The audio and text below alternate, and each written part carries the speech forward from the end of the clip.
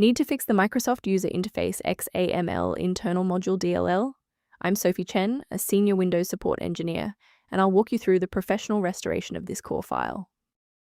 Before diving into the manual fix for Microsoft User Interface XAML internal module, note the official maintenance resource linked below for system synchronization.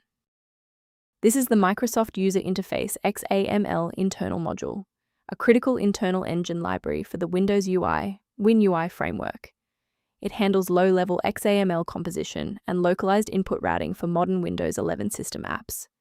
If corrupted, the Settings app or modern taskbar flyouts will fail to render, typically resulting in a silent application hang or a class not registered exception. Since we've covered what this file is, let's move to the primary fix. Because Microsoft User Interface XAML internal module DLL is a core Windows resource, we should utilize the built-in recovery tools. Run sfc/scan now from an administrator-level command prompt to scan for system-level errors and refresh your protected file library. If that initial setup didn't clear the pop-up, let's examine the specific initialization sequence assigned to your applications directory. A full system restart clears the temporary memory cache and allows Windows to attempt a fresh initialization of all required libraries, including Microsoft User Interface XAML internal module. Before you reboot, make sure to bookmark this video or click the like button so you can easily find your way back to the next step once your PC is back up and running. If you're still stuck after the reboot, stay with me. We're going to try a more targeted approach now.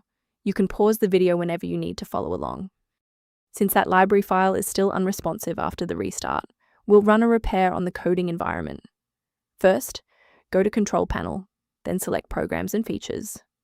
Second, find every Microsoft Visual C++ redistributable, 2005 through 2022. Third, right-click each and select Change, then select Repair.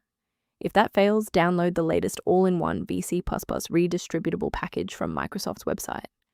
Please note that for DLL files with numbers, the number tells you which version to repair.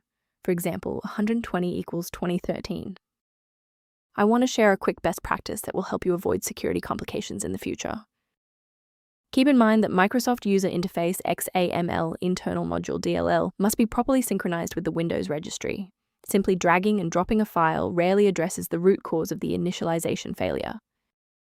As an alternative to frequent manual checks, a secure maintenance utility can help keep your system environment on track. To reduce system-level conflicts, the maintenance utility below provides general guidance on managing Microsoft User Interface XAML internal module.